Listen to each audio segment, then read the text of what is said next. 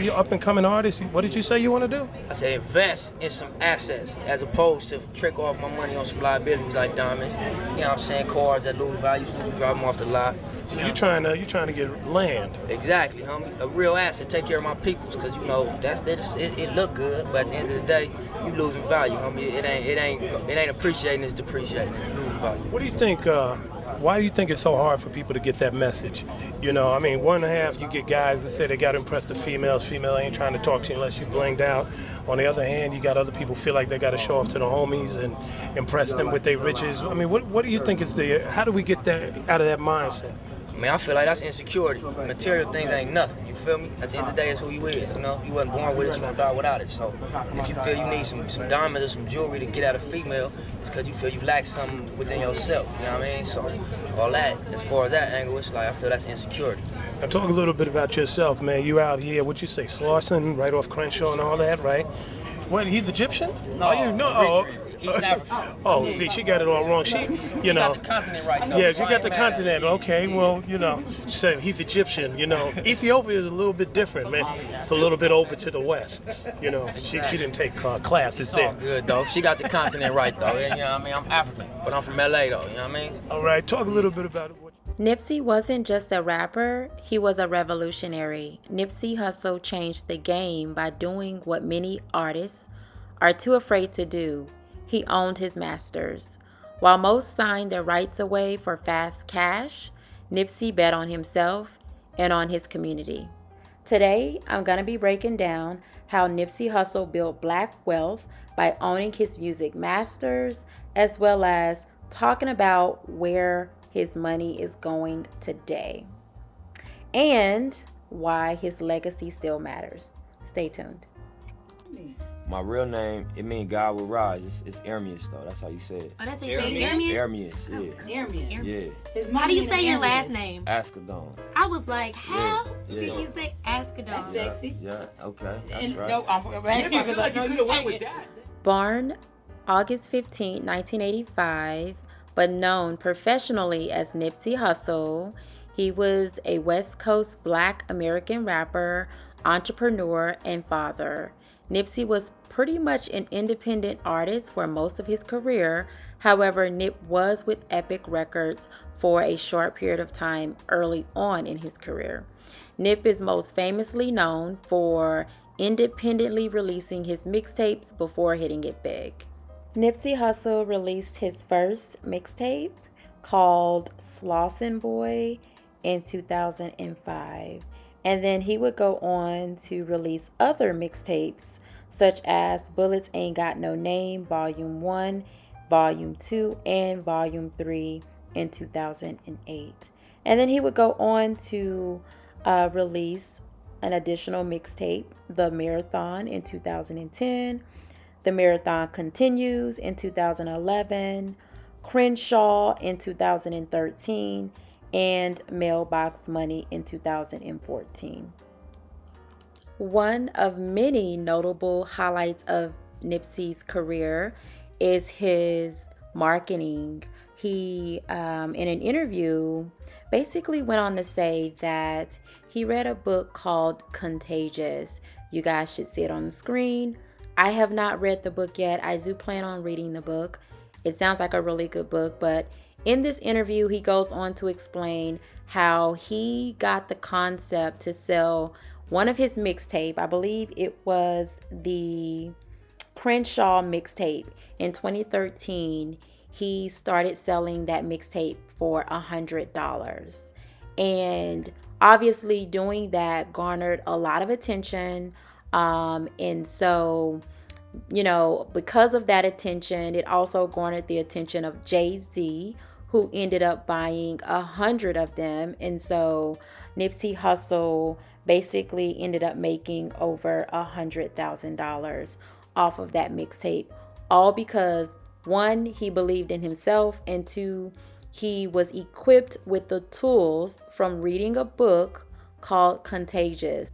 In 2014, Nipsey would go on to drop Mailbox Money, which he also used the same exact marketing strategy as he did with Crenshaw, But with Mailbox Money, he decided to sell those mixtapes for $1,000 a piece. He sold 60 for $1,000 a piece, and he did reach his goal. And as you guys can see on the screen, these are clippings from his Instagram page during that time where he was tracking his success.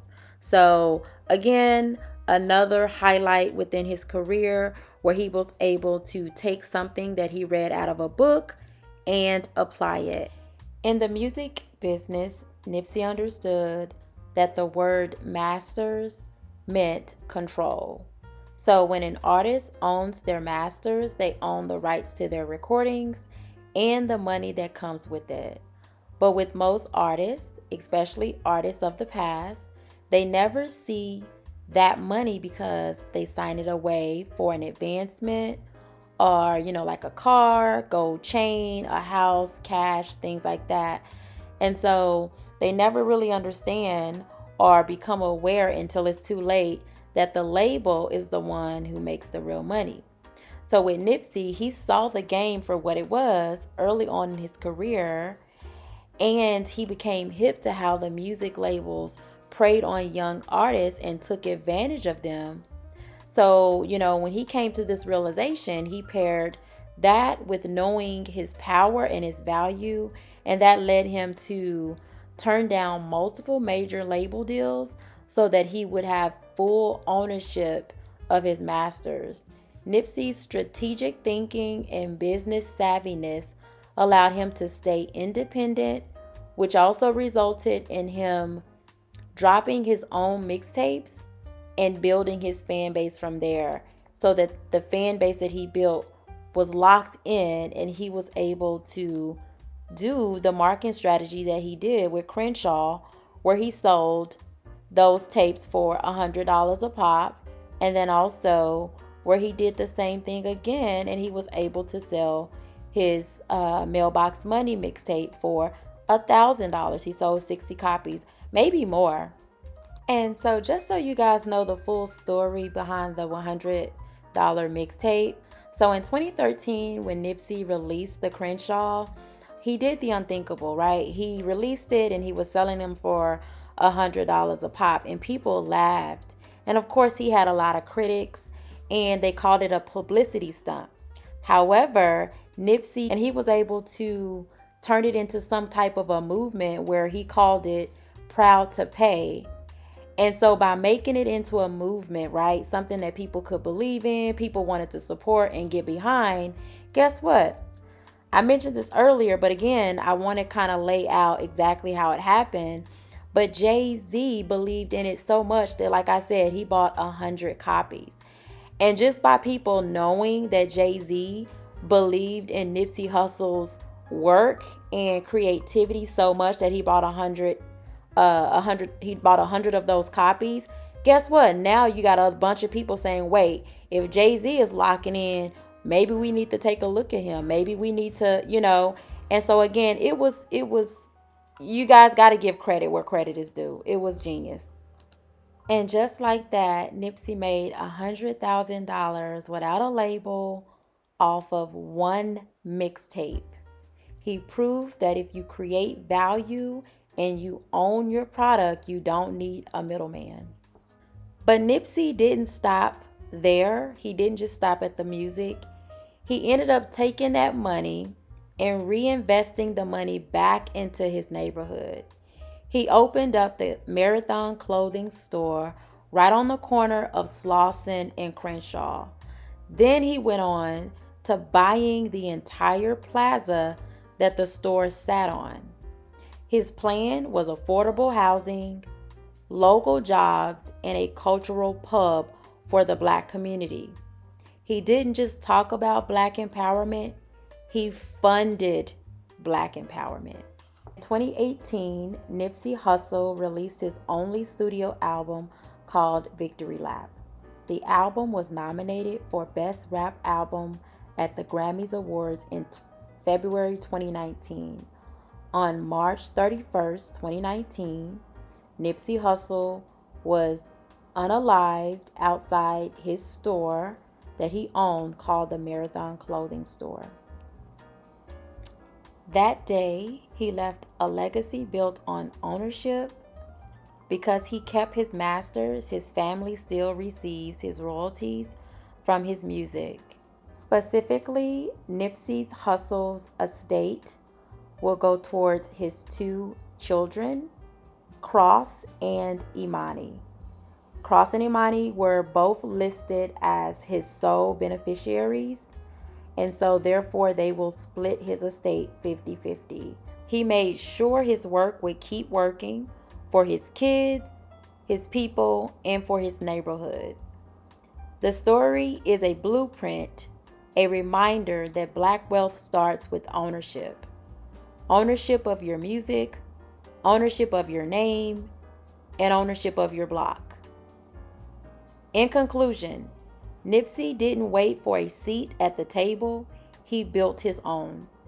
He showed us what it looks like when hustle meets vision. Even though he's gone, his marathon still runs. Ownership is power, and the marathon continues.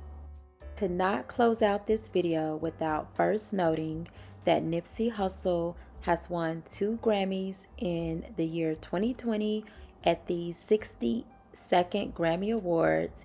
He won Best Rap Performance for Racks in the Middle and Best Rap Song Performance for the song Higher. Also in the year of 2022, Nipsey Hussle was honored with a star on the Hollywood Walk of Fame on Hollywood Boulevard. So I hope you guys enjoyed the video. Let me know your thoughts. What do you think about Nipsey wealth being passed down to his children? What do you think about just in general, this video in general? You guys, please feel free to, if you have anyone that you would like for me to do a story on, I am open. So go ahead and put those down in the comment section. But until next time, you guys take care. Bye.